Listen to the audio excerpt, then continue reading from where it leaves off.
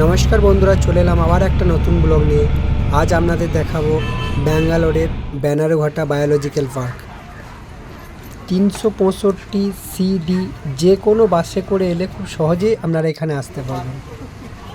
Bus stand থেকে দেখতে পাবেন ব্যানারঘাটা বায়োলজিক্যাল পার্ক টিকিট কাউন্টারের বোর্ডটি। চিড়িয়াখানার বাইরেই দেখতে পেয়ে যাবেন ব্যানারঘাটা বায়োলজিক্যাল পার্কের স্তম্ভটি। চিড়িয়াখানার ভেতরে যাওয়ার জন্য এই টিকিট কাউন্টার থেকে আপনাকে টিকিট কাটতে হবে।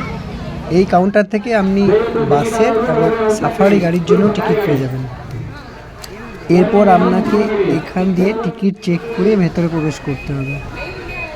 চিড়িয়াখানার ভেতরটা যতটা সম্ভব আপনাদেরকে দেখানোর চেষ্টা করব। প্রথমেই জেব্রা দিয়ে শুরু করি। দেখুন 3-4টে জেব্রা সবচেয়ে কাছে রয়েছে। এই দেখুন সাফারি গাড়িগুলো এই ধরনের। এবার দেখুন একটু জিরাফ।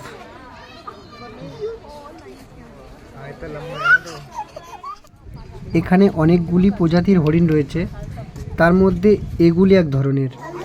এই দেখুন বাঘ মামারা কেমন ঘুমাচ্ছেন। সব জন্তু জানোয়ারগুলো খাঁচার ভেতরে, কিন্তু ইনি একমাত্র যিনি খাঁচার বাইরে। ভেড়িয়া যে কতটা হিংস্র জন্তু সেটা হয়তো না দেখলে বিশ্বাস করবেন না। আমার তো দেখেই ভয় পাচ্ছে।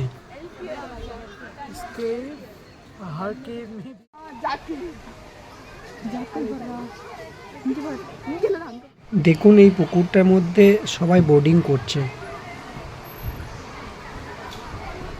এই প্রজাতির হরিণগুলো ঠিক মতো দেখা যাচ্ছে না, অনেকটাই দূরে রয়েছে। জুম করে দেখানোর চেষ্টা করছি।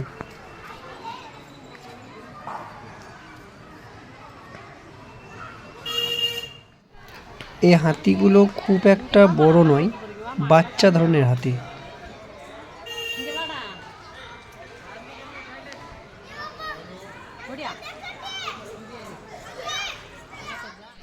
দেখুন এটা আরেক ধরনের হরিণ। এগুলো একটু ছোট সাইজের হয়ে থাকে।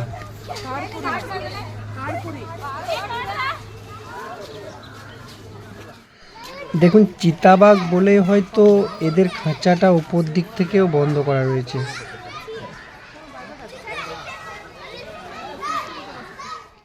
এটা একটি অন্য প্রজাতির শিয়াল, এটা একটু বড় সাইজের হয়ে থাকে। এই চিড়িয়াখানার সবচেয়ে বড় আকর্ষণ হচ্ছে সিংহ মামা। সিংহ মামার গর্জন যেন পুরো চিড়িয়াখানাকে কাঁপিয়ে দিচ্ছিল।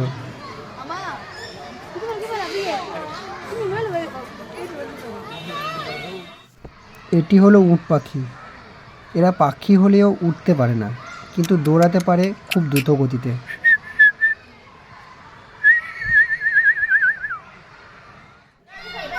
এখানে অনেক প্রজাতির পাখি ছিল, কিন্তু টিয়া এবং কাকাতুয়াটার নামটাই জানা ছিল।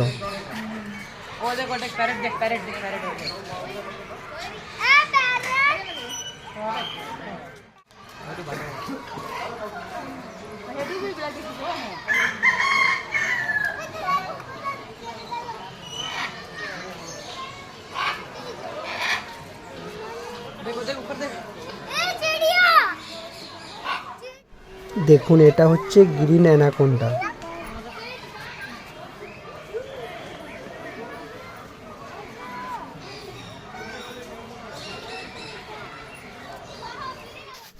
কচ্ছপ তো আমরা সকলেই কম বেশি দেখে থাকি।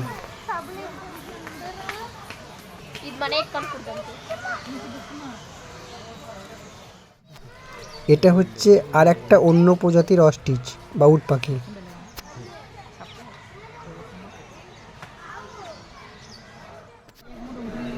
এই চিড়িয়াখানায় এসে যে কিং কোবরা সাপ দেখতে পাবো, এটা সত্যি খুব ভাগ্যের ব্যাপার।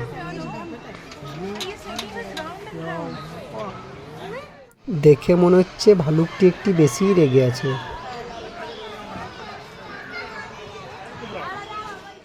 সত্যি বলতে এটাকে আমি একটু বেশি ভয় পাচ্ছিলাম। এটাকে আমরা সাধারণত সাজারু বলে জেনে থাকি।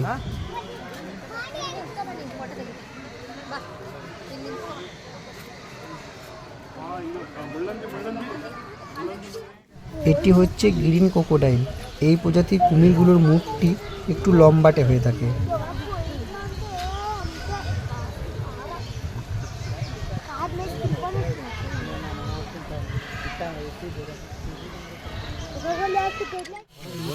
আর এই প্রজাতির কুমিরগুলো আমরা কম বেশি অনেকেই দেখেছি।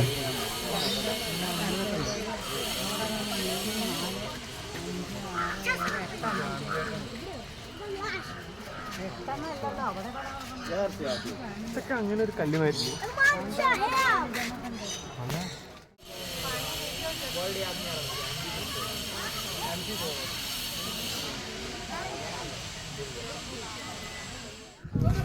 এই বান্দরগুলি খাঁচার ভেতরে কেন ছিল এটি নিয়ে আমি একটু আশ্চর্যই ছিলাম।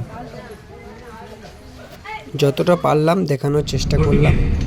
আপনারা সময় করে অবশ্যই ঘুরে যান এই বেনারুঘাটা বায়োলজিক্যাল পার্ক থেকে। ব্লগটি ভালো লেগে থাকলে লাইক, শেয়ার, সাবস্ক্রাইব অবশ্যই করতে ভুলবেন না। ওকে, দেখা হচ্ছে পরের ব্লগে।